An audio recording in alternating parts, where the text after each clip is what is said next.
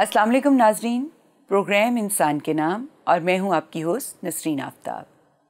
नाजरीन, एक अहम मौजू पे आज हम बात करने जा रहे हैं, हमारी नौजवान नस्ल और उनके मसाइल। स्टूडियो में हमारे साथ तशरीफ़ रखते हैं रफ़ी मुफ्ती साहब। हमारी नौजवान नस्ल डी ट्रैक हो चुकी है और उसके डी ट्रैक होने में हमारी जो गुज़श्ता नस्ल है उसका भी एक रोल है। क्या वाकई वो डी ट्रैक हो चुकी है? इसमें कोई शक नहीं जी कि नौजवान नस्ल के हवाले से मसाइल जो हैं वो बहुत से सामने आते हैं। हमारी नौजवान नस्ल से मुराद ये नहीं कि सिर्फ पाकिस्तान ही की नौजवान नस्ल, दुनिया भर की नौजवान नस्ल एक ही तरह के मसले में गिरफ्तार है बुनियादी तौर पर। यानी ये नौजवान नस्ल का जो मसला है ये इंटरनेशनल है, ये कोई इलाकाई नहीं है, ये किसी खास मुल्क से ताल्लुक नहीं। पहली बात तो ये। और दूसरी बात ये है कि हम ये देखते हैं कि ऐसा नहीं कि नौजवान नस्ल में कुछ फितरी कमियां पाई जाती हैं पहली नस्ल से या पहली नस्लों से जो इनके आबाओ अजदाद थे, ऐसा नहीं। लेकिन इनके जो मसाइल हैं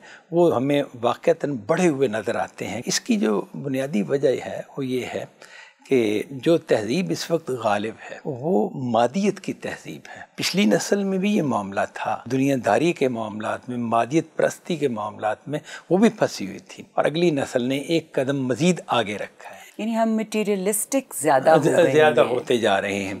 तो मटीरियलिस्टिक होने का नतीजा क्या निकलता है कि हम खुदा और आखिरत को पसे पुश डाल देते हैं। लेकिन सर, खुदा और आखिरत हमें दुनिया कमाने से तो नहीं रोकती। दुनिया कमाने से नहीं रोकती, लेकिन हमारा बुनियादी ज़ाविया निगाह जो है ना उसका मसला है। यानी ये नहीं है कि खुदा और आखिरत हम ये कहते हैं कि तुम मस्जिद में बैठ रहो, तुम सिर्फ आखिरत के हवाले से सोचो, ये तो हो ही नहीं सकता ना, ज़िंदगी चल ही नहीं सकती। मतलब इसके हवाले से कोई भी नेगेटिव बात नहीं करता। वो जो बात कहता है वो कहता है कि तुम्हारी असल ज़िंदगी आखिरत की है और तुम्हें अपने अमाल का खुदा के आगे जवाब देना है, और तुम्हारी शख्सियत असल शख्सियत हैवानी नहीं है, अखलाकी शख्सियत असल है। सर, गोया हम ये कह सकते हैं कि नौजवान नस्ल में कोई कमी या खामी नहीं है, लेकिन उनकी तवज्जो का मरकज़ चेंज हो गया। जी, मरकज़ चेंज हो गया। यानी उनका मरकज़ व महवर ये दुनिया और इसके फ़वाइद, इसी तक वो महदूद होकर रह गई है।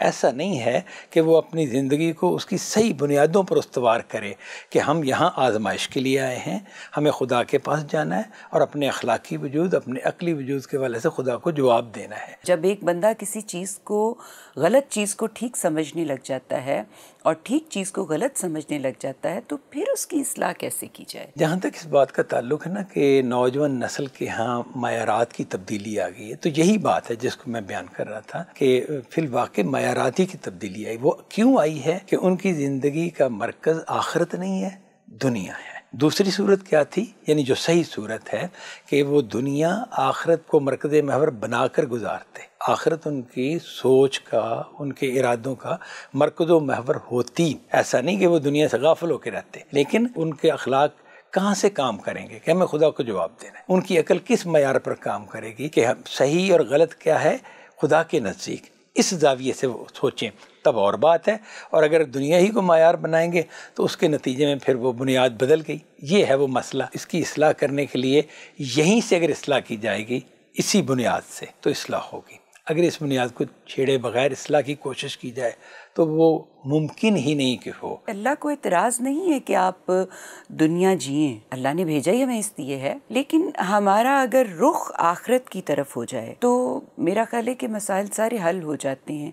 यानी आप दुनिया भी जिएं लेकिन आपका रुख आखिरत की तरफ। यही जो ना, ये बड़े अहम पॉइंट है कि जिसका अच्छी तरह तज्ज़िया होना चाहिए कि क्या ऐसा मुमकिन है कि दुनिया हमारा मकसूद हो और हम आखिरत भी हासिल कर लें?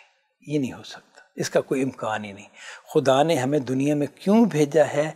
इसलिए नहीं भेजा कि हम दुनिया में जिएं, ज़िंदगी एंजॉय करें, यहाँ की ज़िंदगी बसर करें, नहीं, इसलिए नहीं भेजा। दुनिया में भेजा इसलिए है कि हम आखिरत कमाएं। मसला कहाँ से पैदा होता है कि हराम नहीं हलाल, गलत नहीं सही। सर, लेकिन हमारी इस गुफ्तगू से कुछ ऐसा इम्प्रेशन मिल रहा है जैसे हम बहुत पाबंदियों की बातें कर रहे हैं। सर, मैंने तो ये देखा है कि मज़हब बहुत ज़्यादा पाबंदियां भी नहीं लगाता। आप जो कह रही हैं ना कि बहुत पाबंदियां नहीं लगाई, ये जुमला सही है इस सूरत में जब इंसान का रुख आखिरत की तरफ है, तो अब कोई ख़ास पाबंदियाँ नहीं हैं, बड़ी मुनासिब जची तुली پابندیاں ہیں یا جو بھی شرائط ہیں، جو بھی احکام ہیں، اگر رخ دنیا کی طرف ہے تو قدم قدم پر پابندی ہے، اور ہر مذہب کی ہر بات دل کو اداس کرنے والی ہے، کوئی بات بھی مذہب کی پسند نہیں پھر آئے گی۔ سر، اس میں یہ جاننا چاہتی ہوں کہ کیا اس نوجوان نسل کے اس مسئلے کی کوئی وجہ پرانی نسل بھی ہے، یعنی پچھلی نسل کی بھی کوئی غلطی ہے جس کی بنا پر ہماری آج کی نسل اتنی خدا سے دور، آخرت سے دور؟ انبیاء نے جو تعلیم دی تھی،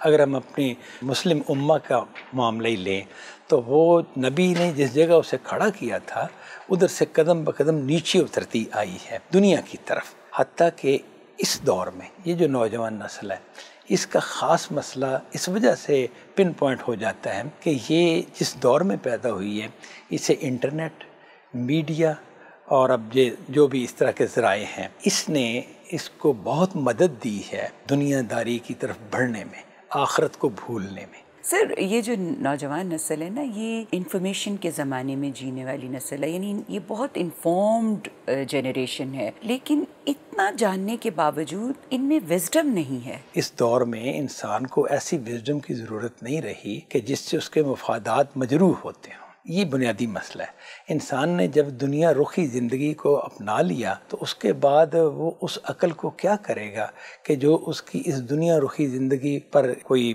تنقید کرے، کوئی اس کو غلط کہے، اس میں اس کے لیے نقصان دہ ثابت ہو، اور اسی طرح اس اخلاق کو کیا کرے گا جو اخلاق اسے اس رستے سے ہٹا کے بالکل الٹے رستے پہ چلائیں اور اسے خدا کے آگے جواب دہ قرار دیں اور اس کے لیے حق اور باطل کو مسئلہ بنا دیں، اس کے لیے سچائی اور جو جھوٹ ہے ان میں فرق کرنے کو کہیں۔ خواہشات میں جینے والا، مفادات میں جینے والے، اس کے لیے حق و باطل کا فرق کرنا ایک بہت تکلیف دہ بات ہے۔ سر، ایک اور اہم بات جو اسی حوالے سے میں کرنا چاہتی ہوں وہ یہ کہ ہماری نوجوان نسل میں ڈرگز کی طرف رجحان بہت جا رہا ہے۔ یہ ایک فرار کا رستہ ہوتا ہے نا، آپ جب دنیا کی حقیقتوں کو یا ریالٹیز کو ماننے سے انکار کر دیتے ہیں یا آپ کو وہ اپنے ساتھ کمپیٹیبل نہیں لگ رہی ہوتی ہیں اپنے حالات کے ساتھ، تو آپ اس سے فرار حاصل کرنے کے لیے کوئی نہ کوئی ایسی چیز کی طرف چل نکلتے ہیں۔ نوجوان نسل نے راستہ ڈھونڈ لیا ہوا ہے اس قسم کا، اس کے لیے آپ کیا سجیسٹ کرتے ہیں؟ کیا ہونا چاہیے جس سے بچے اس سے نکل سکیں؟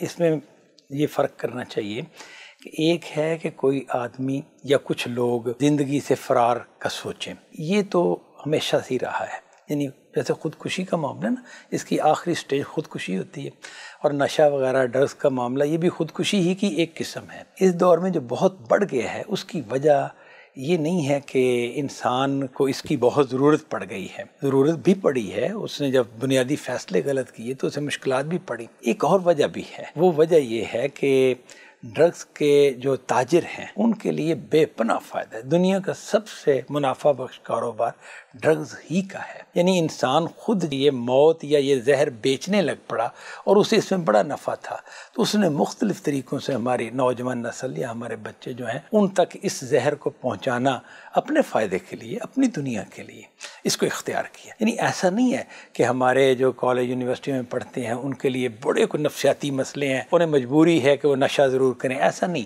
ایسے بھی ہوں گے کچھ جو غلط زندگی اپنانے کی وجہ سے اس مجبوری کا شکار ہو گئے ہوں، مجبوری کہہ لیں یا اس طرف وہ آ گئے ہوں، لیکن زیادہ تر معاملہ جو ہے وہ اس تاجروں کی وجہ سے ہے کہ جنہوں نے ان کے منہ تک وہ نشہ پہنچا دیا ہے، اب یہ اس سے گریز کرنا ان کے لیے بہت مشکل ہو گیا ہے۔ گویا آج ہم انسان کے نام یہ پیغام دے سکتے ہیں کہ انسان کا اصلاً وجود اخلاقی اور عقلی وجود ہے، اس کے اوپر اس کا حیوانی وجود غالب نہیں آنا چاہیے، اور یہ اسی صورت میں ممکن ہے جب ہم خدا اور آخرت کو اپنی زندگی میں ہمیشہ شامل رکھیں اور کوشش کریں کہ ہم آخرت رخی زندگی جئیں۔ اس پیغام کے ساتھ میں آپ سے اجازت چاہوں گی۔ اللہ نگہبان۔